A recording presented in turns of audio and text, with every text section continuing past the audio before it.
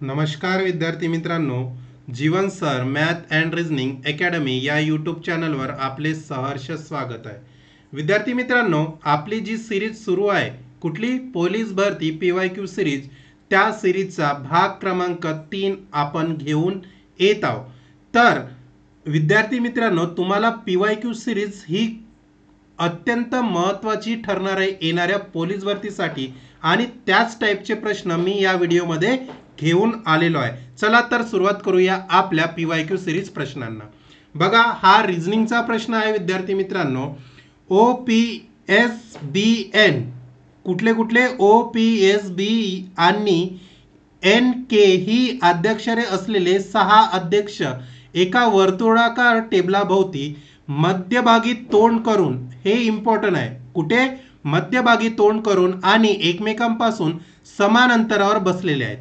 बघा, जसा जसा प्रश्न म्हणतो तसं तसं आपल्याला अगदी ड्रॉ करायला पाहिजे, कारण आपला वेळ कमी होणार. बघा, प्रश्न सोडवताना आपल्याला वेळ कमी लागला पाहिजे, याच्यासाठी जसं जसं प्रश्न म्हणतो तसं तसं सोडवत न्यायचं. काय म्हणतो प्रश्न? एक काय आहे, वर्तुळाकार टेबल आहे आणि त्या वर्तुळाकार टेबलाभोवती किती जण? 6 जण बसलेले आहेत. ठीक आहे, ही पहिली शक्यता झाली आणि ही दुसरी शक्यता झाली. आणि जे 6 जण बसलेले आहे विद्यार्थी मित्रांनो, ते 6 जण वर्तुळाकार गोलाकारमध्ये बसलेले आहे आणि मध्यभागी तोंड करून बसलेले आहे. म्हणून मी काय करतो, यांची तोंडे आहेत ती सेंटरकडे दाखवत आहे. ठीक आहे, बघा, हा झाला आपला पहिल्या प्रश्नाचा जो डायग्राम आहे, त्या डायग्रामनी आपण याला काय करत आहोत, दर्शवित आहोत. ठीक आहे, ही शक्यता नंबर 2 झाली. आपल्याला कामी येणार यासाठी आपण शक्यता 2 पण काय करत आहोत, ड्रॉ करत आहे. आता बघा, प्रश्न काय म्हणतो, P हा B आणि S च्या अगदी मध्ये बसतो. कोण? P, B आणि S च्या.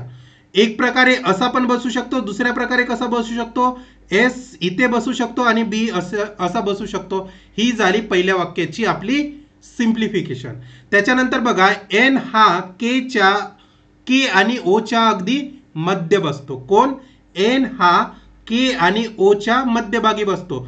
एक अशा प्रकारे बसू शकतो, दुसरं कशा प्रकारे बसू शकतो, N आणि K O अशा प्रकारे पण काय होतं, बसू शकतात. ही झाली 2 वाक्याची आपण काय केली, सिम्प्लिफिकेशन केली. त्याच्यानंतर बघा, B हा K च्या अगदी उजवीकडे बसतो. कोण? B कोणाच्या? K च्या. आता जर K विद्यार्थी मित्रांनो वरती बघत असेल तर K वरती बघत असल्यानंतर याची उजवी साईड हे होणार आणि कोण बसत आहे, B हा K च्या उजव्या साईडला बसत आहे. ठीक आहे, त्याच्यानंतर बघा, O हा S च्या अगदी उजवीकडे बसतो. कोण? O हा S च्या, S जर वरती बघत असेल तर S च्या उजव्या साईडला कोण बसत आहे, O बसत आहे. अशा प्रकारे आपण काय करू शकतो, यांना मांडू शकतो. ठीक आहे, मग शेवट प्रश्न काय म्हणतो, O च्या डावीकडे दुसऱ्या क्रमांकावर कोण बसेल. ठीक आहे, आता बघा विद्यार्थी मित्रांनो, मी काय करतो, पहिलं ही जी कंडिशन आहे हिला मांडतोय. कसं? P हा दोन याच्या मदत आहे, कोण? B आणि S च्या मदत आहे. मी P ला एकदा इथे टाकतोय आणि काय करतो विद्यार्थी मित्रांनो, S ला एकदा इथे लिहितो आणि B ला इथे लिहितो. ठीक आहे, त्याच्यानंतर पुन्हा बघा, दुसऱ्या पॉसिबिलिटीमध्ये मी P ला एकदा इथे बसवतो, त्याच्यानंतर B ला इथे आणि S ला इथे. म्हणजे ही आपली कंडिशन अगदी आपण मांडलेली आहे. त्याच्यानंतर बघा, ही आपली 1 आणि 2 पॉसिबिलिटी आहे. ठीक आहे, त्याच्यानंतर बघा, N हा K आणि O च्या मध्यभागी आहे. जर मी N ला इथे मांडलं तर इथे K बसणार नाही, म्हणजे N ला काय, हीच जागा फक्त फिक्स होणार. सिमिलरली N इथेच फिक्स होऊ शकतो. ठीक आहे, त्याच्यानंतर बघा, O हा काय आहे, N च्या डाव्या साईडला आहे. म्हणजे काय करतो मी विद्यार्थी मित्रांनो, O ला एकदा इथे बसवतोय आणि K ला इथे बसवतोय. ठीक आहे, मी या दुसऱ्या पॉसिबिलिटीमध्ये K ला इथे बसवतोय आणि O ला इथे बसवतोय. ठीक आहे, कंडिशन आपल्या ह्या 4ही कंडिशन बसलेल्या आहेत. आता वळू या कंडिशनकडे. काय करत आहे, K च्या उजव्या साईडला कोण बसत आहे, B बसत आहे.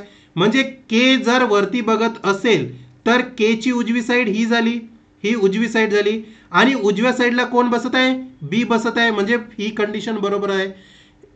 या पॉसिबिलिटी 2 मध्ये बघा, ही जी B आहे म्हणजे कोण, के हा काय डावी म्हणजे खाली बघत आहे, मग याची उजवी बाजू कुठली होणार रे, ही होणार याची उजवी बाजू, ही होणार याची डावी बाजू. म्हणजे आपली शक्यता नंबर 2 कॅन्सल झालेली आहे. कारण केच्या उजव्या साईडला कोण बसत आहे, बी बसत आहे, पण इथे काय होत आहे, केच्या डाव्या बाजूला बी बसत आहे, म्हणजे आपली ही कंडिशन कॅन्सल झाली. म्हणजे आपली ही कंडिशन बरोबर येणार आहे. ठीक आहे. मग बघा एसच्या उजव्या साईडला ओ आहे, एस कुठे आहे, इथे आहे. एस हा खाली बघत आहे आणि खाली बघल्यामुळे याची डावी उजवी बाजू कुठली होणार, ही होणार. आणि एसच्या उजव्या साईडला कोण आहे, ओ आहे. म्हणजे आपली दुसरी पण कंडिशन बरोबर झाली. आता जो शेवटचा प्रश्न आहे काय, ओच्या डावीकडून दुसऱ्या भाग क्रमांकावर कोण बसतो. आता ओ हा खाली बघत आहे, आता खाली बघल्यानंतर ही याची उजवी बाजू आणि ही याची डावी बाजू. ठीक आहे. तर काय, ओच्या डावीकडे दुसऱ्या क्रमांकावर हा पहिला क्रमांक झाला आणि दुसऱ्या क्रमांकावर कोण आहे, पी बसत आहे. म्हणजे पर्याय क्रमांक डी हे आपलं उत्तर असणार आहे. समजलं. अशा प्रकारे ही आपली सिटिंग अरेंजमेंट होती. आणि येणाऱ्या आगामी परीक्षेसाठी कुठल्या पण सर्व सरळ सेवेसाठी हा प्रश्न अत्यंत महत्वाचा आहे विद्यार्थी मित्रांनो.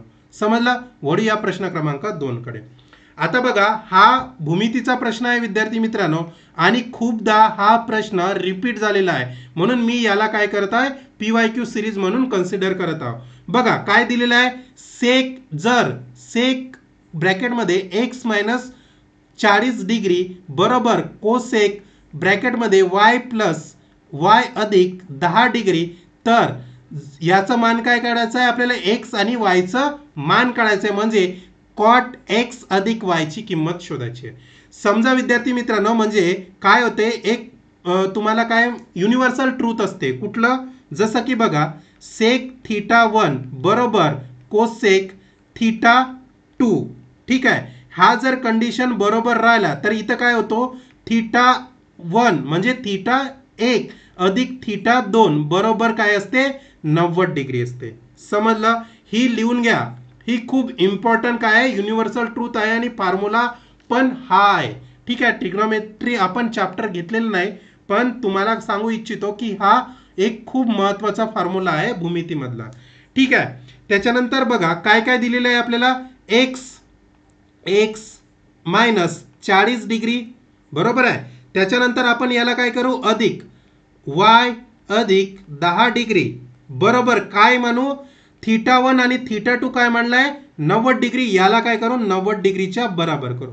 ठीक आहे. आता हे आले कुठून, एक्स मायनस 40 आणि वाय प्लस 10 डिग्री हे इथून आले विद्यार्थी मित्रांनो. हे बघा मी काही इथे माझ्या हातचं घेतलेलं नाही, हे प्रश्नामधलीच किंमत घेतलेली आहे. ठीक आहे. आता काय करायचं, इथं एक्स अधिक वाय काढू. कसं निघणार बघा, कसं निघणार रे विद्यार्थी मित्रांनो, एक्स अधिक वाय हे जसेच्या तसं लिहून घेऊ.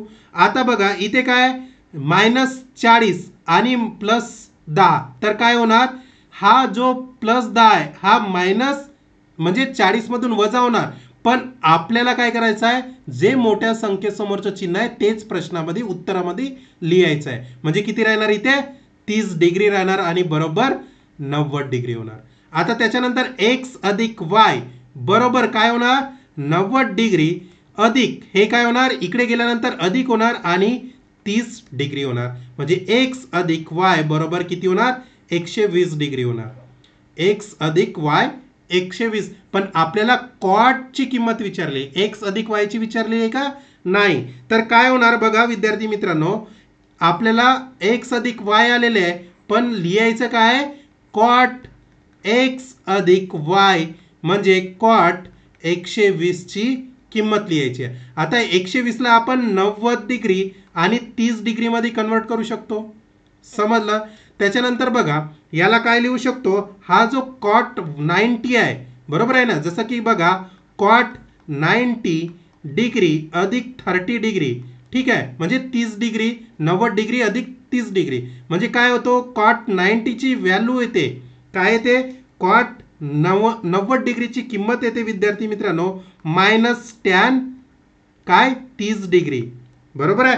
ही काय येते, कोणाची किंमत येते, या कॉट 90 म्हणजे 90 ची. कारण हा पूर्ण झाला का अँगल, नाही, कारण 90 हा डिग्री काय होत आहे, पूर्ण होत आहे बरोबर आहे ना. हा काय झाला, हा 90 डिग्री झाला आणि हा काय झाला 180 डिग्री झाला. बरोबर आहे. हा 90 डिग्री काय होत आहे पूर्ण होत आहे, कम्प्लीट होत आहे. म्हणून या कॉट 90 डिग्री म्हणजे 90 डिग्रीची किंमत काय येत आहे टॅन 30 डिग्री म्हणजे 30 डिग्री. म्हणजे याचीच किंमत काय येत आहे टॅन 30 डिग्रीची -1 म्हणजे 1 भागेला वर्गमुळात 3 म्हणजे पर्याय क्रमांक बी हे आपलं उत्तर असणार आहे. समजलं. अशा प्रकारे हा प्रश्न आहे. समजलं. वळूया नंतरच्या प्रश्नाकडे. हा पण एक रिझनिंगचा खूप सुंदर प्रश्न आहे विद्यार्थी मित्रांनो. इथे काय दिलेलं आहे एक स्पेलिंग दिलेली आहे कुठली आर्किटेक्टची आर्किटेक्चर. ठीक आहे बघा आर्किटेक्चर. आता काय म्हणत आहे विद्यार्थी मित्रांनो प्रश्न या शब्दाच्या दुसऱ्या 6व्या 8व्या आणि 10व्या अक्षरापासून कुठल्या कुठल्या दुसऱ्या त्याच्यानंतर 6वा दुसऱ्या नंतर 3 4 5 6 त्याच्यानंतर 8वा 7 8 त्याच्यानंतर 10वा 9 10 या अक्षरापासून खालील कोणता अर्थपूर्ण 4 अक्षरी इंग्रजी शब्द तयार होऊ शकतो. आता बघा इथे आर आहे, इथे टी आहे, इथे सी आहे आणि इथे यू आहे.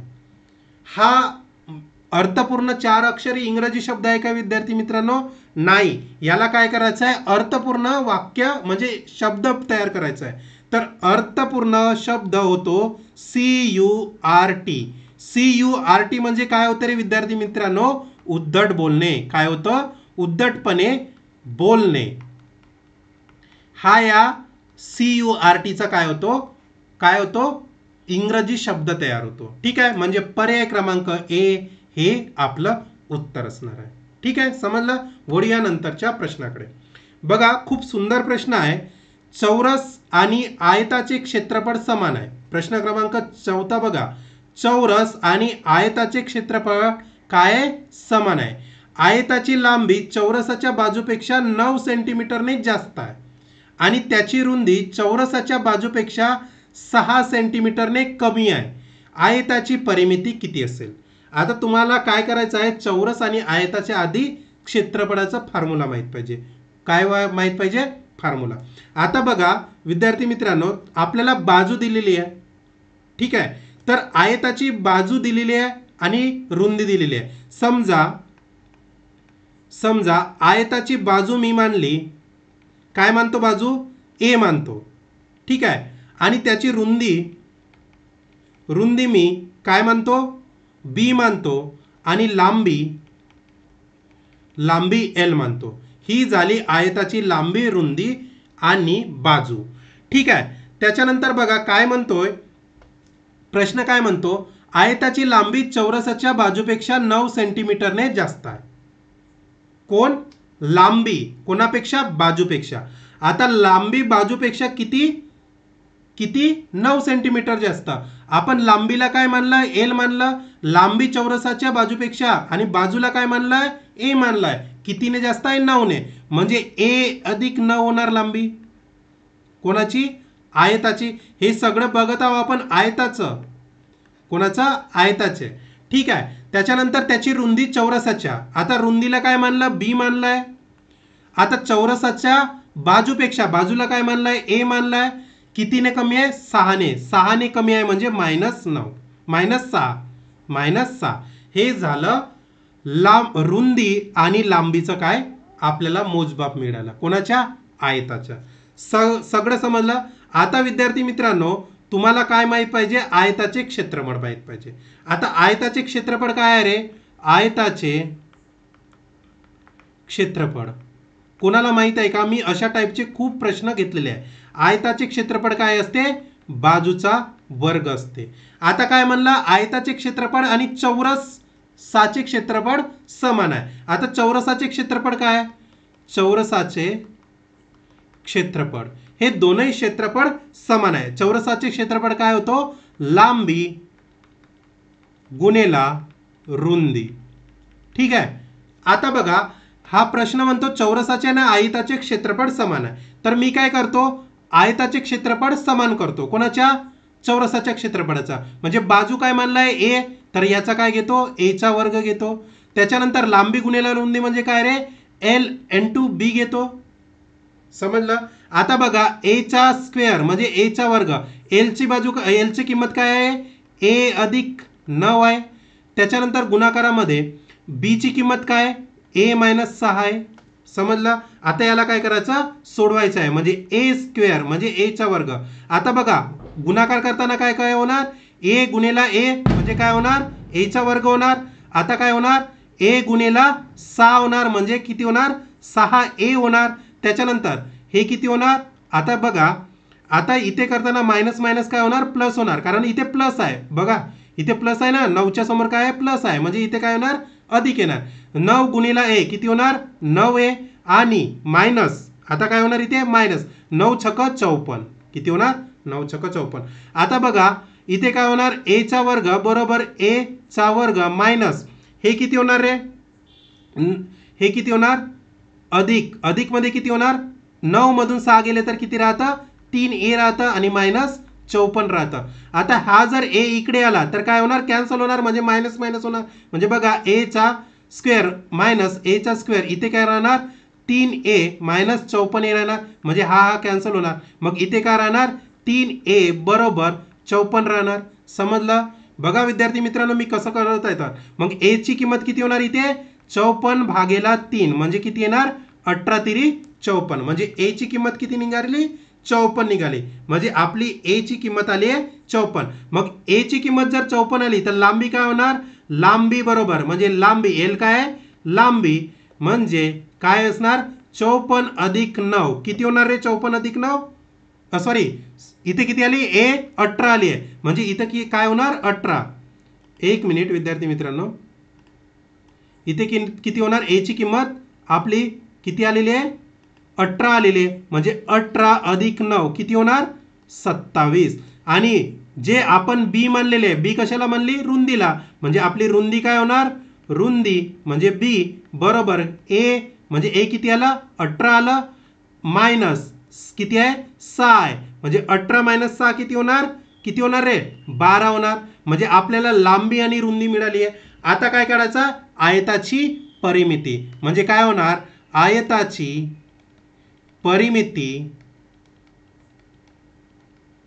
बरोबर काय होणार रे आयताची परिमितीचा फॉर्म्युला काय आहे 2 गुणेला लांबी अधिक रुंदी लांबी अधिक रुंदी म्हणजे 2 लांबी किती आहे बघा 27 आहे अधिक रुंदी किती आहे 12 आहे म्हणजे किती होणार 2 गुणेला 27 अधिक 12 किती होणार रे किती होणार हे किती होणार 9 आणि हे 3 म्हणजे 2 गुणेला 39 किती होणार 78 सेंटीमीटर काय होणार आपली आयताची परिमिती. पर्याय क्रमांक सी हे आपलं उत्तर असणार आहे. समजलं. अशा प्रकारे आपल्याला या प्रश्नाचं उत्तर द्यायचं होतं. ठीक आहे. वळूया नंतरच्या प्रश्नाकडे. बघा हा पण एक खूप सुंदर प्रश्न आहे विद्यार्थी मित्रांनो. याला कशा प्रकारे सोडवायचा आहे तर बघा अशा प्रकारचे खूप सारे प्रश्न मी काय केलेले आहे डिस्कस केलेले आहे PYQ सिरीज मध्ये. बघा एका शंकूचे वक्र पृष्ठभागाचे क्षेत्रफळ 550 सेंटीमीटर आहे. जर त्याच्या पायाचे क्षेत्रफळ 154 सेंटीमीटर स्क्वेअर आहे तर शंकूचे आकारमान म्हणजे व्हॉल्यूम किती. ठीक आहे. आकारमान म्हणजे काय होता व्हॉल्यूम. तर बघा काही करायचं नाही विद्यार्थी मित्रांनो जे जे आपल्याला दिलेलं आहे ते लिहून घेऊ. काय दिलेलं आहे शंकूच्या पायाचे क्षेत्रफळ दिलेलं आहे किती आहे 154 म्हणजे शंकूच्या पायाचे क्षेत्रफळ याचा फॉर्म्युला काय असतो माहिती आहे का विद्यार्थी मित्रांनो तुम्हाला याचा फॉर्म्युला असतो पाय आर चा वर्ग. आता शंकूच्या पायाचे क्षेत्रफळ दिलेले आहे किती 154 तर इथे 154 लिहा बरोबर पायची किंमत किती असते 22/7 आणि आपल्याला आर ची किंमत दिलेली आहे का नाही म्हणजे आर चा वर्ग. आता बघा इथे काय होणार हा डायरेक्ट कितीने भाग जाणार इथे कितीने भाग जाणार रे 22 म्हणजे हे काय होणार इथे 154 हे 7 भागाकारामध्ये आहे तर इथे गुणाकारामध्ये आणि हे जो 22 आहे हा काय होणार भागाकारामध्ये जाणार आणि इथे काय राहणार आर चा वर्ग. हा डायरेक्ट जातो भाग 7 नी म्हणजे 7 गुणिले 7 किती होतात 49 आणि आर चा वर्ग दोन्ही साईडला वर्गमूळ घेतले तर आर ची किंमत किती येणार 7 येणार. आर ची किंमत किती येणार 7 सेंटीमीटर किती येणार 7 सेंटीमीटर येणार. समजलं. त्याच्यानंतर बघा आपल्याला पुन्हा काय दिलेलं आहे आपल्याला दिलेलं आहे शंकूचे वक्र पृष्ठभागाचे क्षेत्रफळ म्हणजे शंकूचे क्षेत्रफळ. म्हणजे शंकूचे क्षेत्रफळ बघा काय दिलेलं आहे आपल्याला. शंकूचे क्षेत्रफळ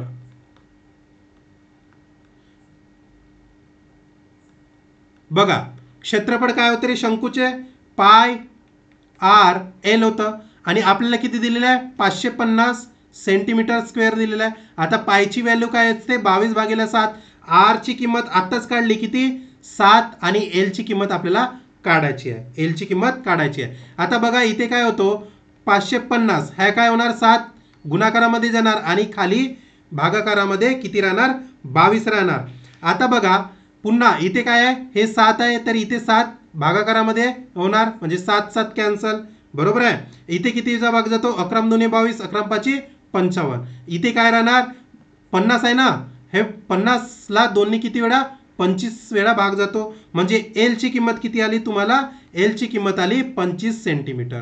आता मित्रांनो तुम्हाला आर एल भेटलेला आहे. आता तुम्हाला काय करायचं आहे शंकूचे आकारमान. आता आकारमान काढण्याच्या आधी याचा फॉर्म्युला काय असतो माहिती आहे का तुम्हाला 1/3 पाय आर चा वर्ग आणि एच गुणाकारामध्ये एच. तर तुम्हाला एच ची किंमत काढायची आहे. आता एच ची किंमत निघणार कशी तर बघा एच ची किंमत काढताना काय करायचं एच बरोबर वर्गमुळात काय करायचं एल चा वर्ग मायनस आर चा वर्ग. आता एल किती आली एल बघा आपला 25 आलेला आहे 25 चा वर्ग आणि आर किती आहे 7 चा वर्ग म्हणजे 25 चा वर्ग किती येतो 6 से 25 मायनस 7 चा वर्ग 49 आणि इथं काय राहणार वर्गमुळात किती होणार आहे 576 आणि एच बरोबर 576 चा वर्गमूळ काय होतो विद्यार्थी मित्रांनो 24 होतो म्हणजे एच ची किंमत तुम्हाला मिळाली 24.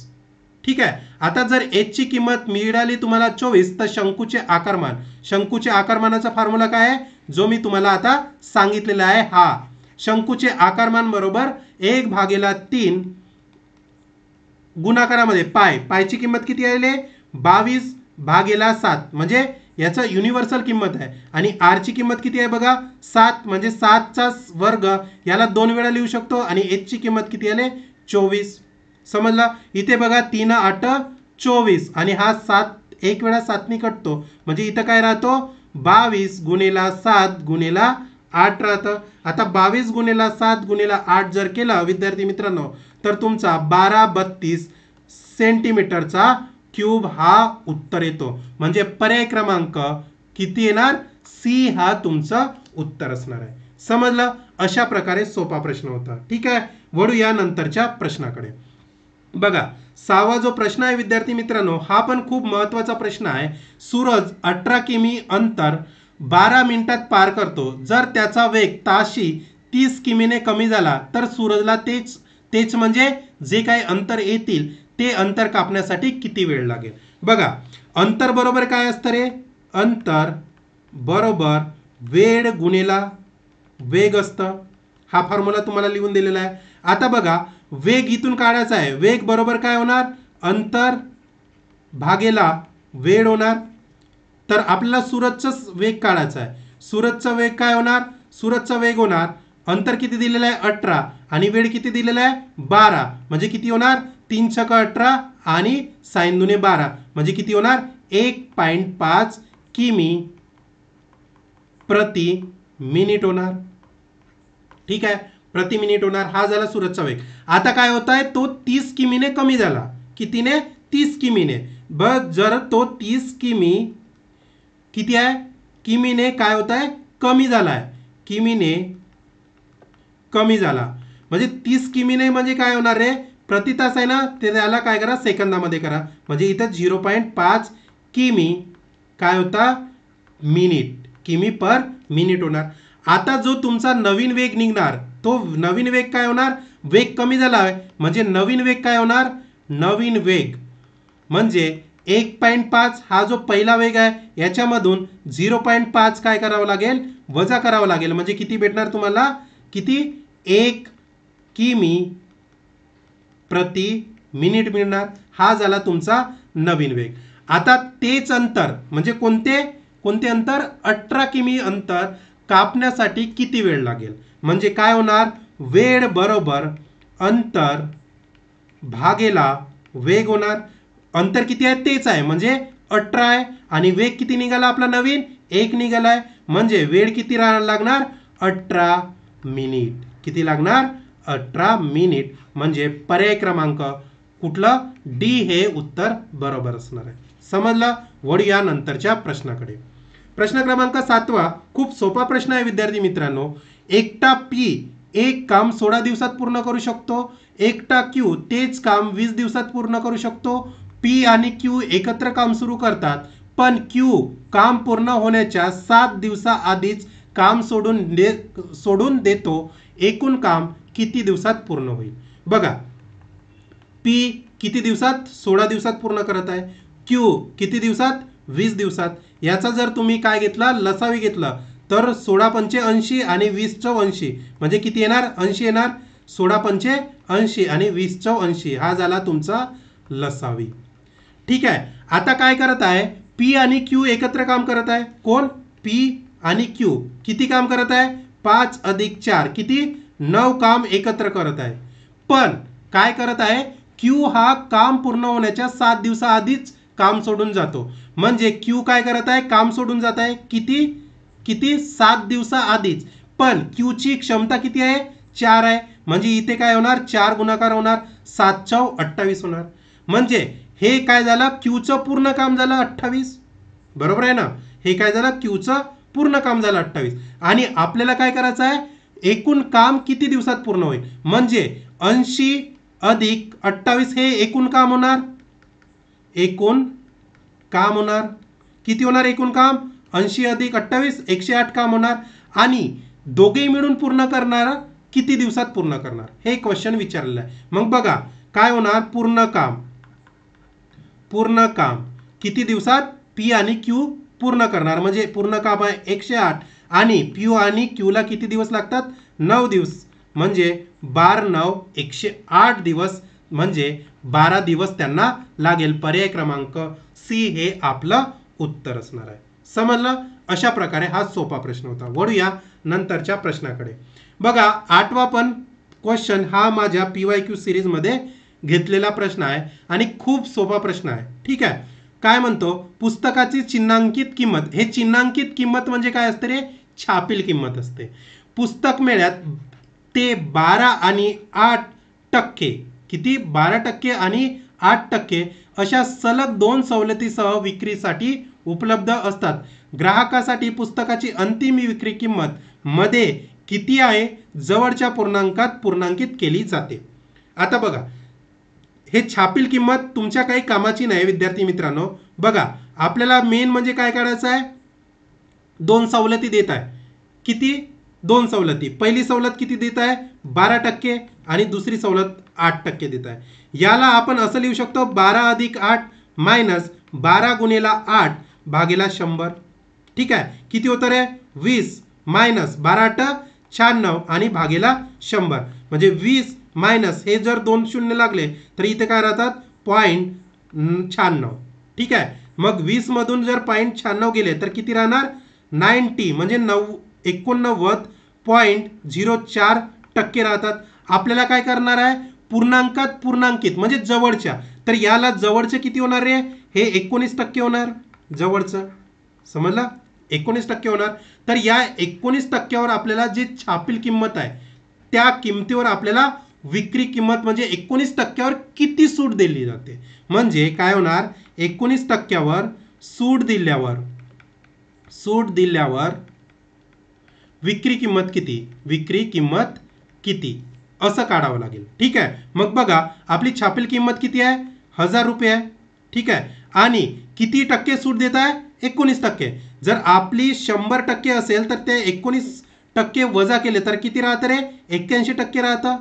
ही झाली तुमची सूट म्हणजे किती 81% सूट आणि भागीला 100 2 2 0 कॅन्सल म्हणजे किती राहतं 81 गुणिला 10 म्हणजे किती 810 रुपये. हे काय झाली तुमची विक्री किंमत. काय झाली विक्री किंमत म्हणजे पर्याय क्रमांक ए हे उत्तर असणार आहे. समजलं. वळूया नंतरच्या प्रश्नाकडे. बघा प्रश्न क्रमांक 9 खूप सोपा प्रश्न आहे आणि हा PYQ प्रश्न आहे विद्यार्थी मित्रांनो. हा खूपदा रिपीट झालेला प्रश्न आहे. काय आहे बघा, 144 किमी अंतर 3.2 तासात कापण्यासाठी कारचा सरासरी वेग मीटर प्रति सेकंदात किती? आता मीटर प्रति सेकंदात विचारला आहे, जे विचारलंय तेच काढायचं आहे आपल्याला. आता बघा, अंतर बरोबर काय असते? अंतर बरोबर वेळ गुणिले वेग असते. समजला? आता आपल्याला काय सरासरी वेग काढायचा आहे, सरासरी वेग काढायचा आहे. मग वेग काढायचा आहे तर तुम्हाला काय करायचं लागेल? अंतर म्हणजे वेग काढायचा आहे ना, तर अंतरला काय होणार? भागाकारामध्ये वेळ होणार. ठीक आहे, तर आपलं अंतर किती आहे बघा, 144 आहे. लिहा 144 आणि वेळ किती दिलेला आहे? 32 म्हणजे 3.2 दिलेला आहे तास. तर या 3.2 ला आपण कसं लिहू शकतो बघा, 144 या 3.2 ला आपण 32 भागेला 10 लिहू शकतो. म्हणजे 32 इथं आणि गुणाकारामध्ये 10 असं लिहू शकतो. समजलं? मग बघा इथे काय होतो, 5 दुने 10 आणि इथे होतो 16 दुने 32. ठीक आहे, इथे काय होतो, पुन्हा इथे बघा किती वेळा जातो, 8 दुने 16 आणि इथे बघा किती वेळा, 7 दुने 14 आणि 2 दुने 4. समजलं? इथे पुन्हा बघा 8 9 72 म्हणजे इथे किती राहतं, 9 गुणिले 5 म्हणजे 9 गुणिले 5 किती होणार, 45 किमी. किमी काय होणार, किमी काय होणार रे, प्रति तास होणार. विद्यार्थी मित्रांनो काय होणार, प्रति तास, कारण आपल्याला तासात दिलेला आहे. पण तुम्हाला उत्तर कशात काढायचं आहे, मीटर प्रति सेकंद मध्ये. जेव्हा तुम्हाला मीटर प्रति सेकंद मध्ये जर सरासरी काढायची राहील तर काय करावं बघा विद्यार्थी मित्रांनो, हे किती झालं, मीटर सरासरी वेग कशामध्ये, मीटर प्रति सेकंद. जेव्हा तुम्हाला अशा टाईपचा प्रश्न विचारतो तर आपला वेग किती आला बघा, सरासरी वेग आला 45. तर 45 गुणेला मीटर प्रति सेकंद जर विचारलं तर काय कराल, 5/18 करायचं. काय करायचं, 5/18 आणि याच्यामध्ये मीटर प्रति तास असतं तर काय केलं असतं तुम्ही, 18/5 केलं असतं. तर बघा इथं काय होतो, कितीने कटतो रे, कितीने कटतो बघा, याला काटा, कितीने कटणार, 9 दुने 18 बरोबर आहे ना, 9 दुने 18 आणि 9 5 45 म्हणजे काय राहतात, 5 गुणिले 5 भागेला 2 आणि 5 5 25 भागेला 2 म्हणजे हा किती होणार, म्हणजे 12 किती होणार, 5 होणार. 12.5 मीटर प्रति सेकंद. मीटर प्रति सेकंद म्हणजे काय असणार आहे, पर्याय क्रमांक ए हे आपलं उत्तर असणार आहे. समजलं? वळूया नंतरच्या प्रश्नाकडे. बघा हा पण खूप सोपा प्रश्न आहे विद्यार्थी मित्रांनो, पण याला तुम्ही होमवर्क म्हणून सॉल्व करा. याचं उत्तर मला तुम्ही माझ्या कमेंट बॉक्समध्ये काय करा, द्या. जर याचं उत्तर तुम्हाला येत असेल तर कमेंट बॉक्समध्ये लिहायचं, सर याचं उत्तर हे आहे. नाहीतर मी याला काय करतो, नेक्स्ट जे काही आपण सिरीज घेऊ येणार आहोत त्या सिरीजमध्ये मी याचं उत्तर सांगेल. ठीक आहे, थांबूया इथेच. आपले प्रश्न खतम झालेले आहे विद्यार्थी मित्रांनो. जर तुम्हाला व्हिडिओ आवडला असेल तर या व्हिडिओला काय करा, लाईक करा आणि व्हिडिओला जिथपर्यंत तुम्हाला शेअर करायचं आहे तिथपर्यंत या शेअर करा. आणि तुम्ही जर यूट्यूबवर नवीन असाल माझ्या चॅनलवर तर याला सबस्क्राईब करायला विसरू नका. आणि विद्यार्थी मित्रांनो खूप महत्त्वाचं आहे, चालू घडामोडी जीके जीएस आणि मराठी व्याकरणचे जर प्रश्न सोडवायचे असेल तर तुम्ही काय करा, हा माझा व्हॉट्सअप ग्रुप आहे, या व्हॉट्सअप ग्रुपला काय करा, जॉईन करा. याची लिंक मी या व्हिडिओ खाली दिली आहे. तर त्या व्हिडिओच्या लिंकला तुम्ही काय करा, क्लिक करा, तर तुम्हाला हा व्हॉट्सअप ग्रुप काय होणार, मिळून जाणार. आणि या ग्रुपमध्ये मी काय करत असतो, हे प्रश्न घेत असतो डेली. जर आवडला असेल नक्की तर लाईक करा, कमेंट्स करा, 10व्या प्रश्नाचं उत्तर मला कमेंट्स बॉक्समध्ये करा आणि शेअर करा. नवीन असाल तर चॅनलला सबस्क्राईब करा. थांबूया इथेच, भेटूया नंतरच्या क्वेश्चन सिरीजमध्ये. थँक्यू, धन्यवाद.